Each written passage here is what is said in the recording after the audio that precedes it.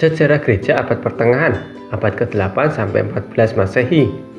Memasuki abad pertengahan, gereja mulai mengalami perubahan besar dalam relasinya dengan kekuasaan dunia. Kekristenan menjadi semakin terinstitusi, namun juga menghadapi tantangan baru dari luar dan dalam.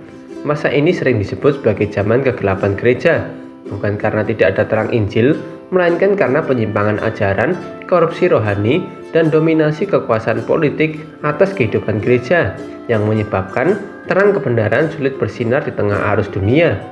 Namun, di tengah kegelapan ini, Tuhan tetap memelihara umatnya, orang-orang Kristen sejati, baik para biarawan yang menjaga naskah kitab suci, komunitas-komunitas kecil yang hidup saleh, maupun para pemikir yang menghidupi Injil secara pribadi, terus menjaga iman murni dan memelihara semangat kasih Kristus. Beberapa kelompok seperti Waldensian di Italia dan Prancis, meski dikejar dan dihukum sebagai bidat, tetap setia mengabarkan Injil dan hidup sesuai ajaran Alkitab.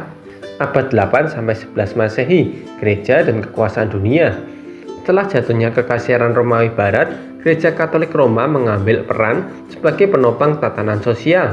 Pada tahun 800, Karl Agung dimahkotoi oleh Paus sebagai Kaisar Romawi Suci. Sejak saat itu, gereja dan kekaisaran terikat erat. Paus punya kuasa rohani dan politik yang luas, sementara kaisar mendukung otoritas gereja.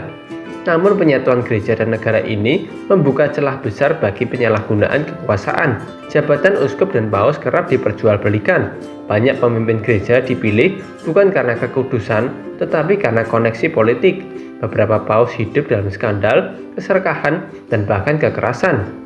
Selain itu, ajaran-ajaran menyimpang mulai diperkenalkan, seperti indulgensia, surat pengampunan dosa yang dapat dibeli dengan uang, kepercayaan bahwa keselamatan bisa diperoleh lewat perbuatan dan sakramen, penekanan bahwa hanya gereja, terutama paus, yang bisa menafsirkan Alkitab, larangan bagi jemaat awam untuk membaca Alkitab sendiri.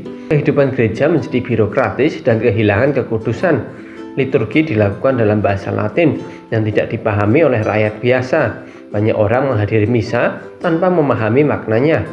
Situasi inilah yang menjadi akar dari reformasi Protestan di abad ke-16, karena semakin banyak orang rindu kembali ke iman yang sejati berdasarkan Alkitab dan kasih karunia. Pada tahun 1054 terjadi peristiwa penting yang dikenal sebagai skisma besar. Gereja Barat, Katolik Roma, dan Gereja Timur, Ortodok Timur saling mengekskomunikasi. Penyebab utamanya adalah perbedaan teologis, terutama soal filike, asal-usul Roh Kudus, perebutan otoritas antara paus di Roma dan patriark di Konstantinopel, perbedaan budaya, bahasa, dan liturgi. Skisma ini meninggalkan luka besar dalam tubuh gereja yang masih terasa hingga hari ini. Ada perang salib dan juga konsekuensinya. Dimulai pada tahun 1095, seruan Paus Urbanus II memulai perang salib, yaitu serangkaian perang yang mengatasnamakan pembebasan Yerusalem dari tangan Muslim. Ribuan orang Kristen berangkat ke timur dengan simbol salib di pakaian mereka, percaya bahwa ini adalah kehendak Tuhan. Namun kenyataannya, perang salib lebih banyak dipengaruhi politik, ekonomi, dan ambisi kekuasaan, dan menimbulkan penderitaan besar, bahkan pada sesama umat Kristen Timur. Yerusalem sempat direbut pada tahun 1099, namun direbut kembali oleh Muslim beberapa dekade kemudian. Dampaknya sangat besar. Hubungan Kristen dan Muslim memburuk drastis dan membawa luka sejarah panjang. Banyak orang kecewa karena kekerasan dilakukan atas nama Kristus yang mengajarkan kasih. Gereja kehilangan kepercayaan karena keterlibatannya dalam kekejaman dan ambisi dunia. Perang salib juga menyebabkan semakin kuatnya kekuasaan paus atas dunia barat. Yesus tidak pernah mengajarkan perang, tetapi mengasihi musuh dan mendoakan yang menganiaya. Perang salib menjadi pengingat tragis bahwa ketika gereja melepas salib Kristus dan memakai pedang dunia, maka yang dihasilkan adalah kehancuran. Di luar Eropa, misi Nestorian dan penyebaran Injil berkembang pesat. Sementara gereja di Eropa sibuk dengan politik dan perang, Injil terus tersebar melalui jalur-jalur lain. Kaum Nestorian yang dulu dianggap sesat oleh Barat justru membawa kekristenan ke Persia, Asia Tengah, India, dan Tiongkok, dan juga ke Indonesia.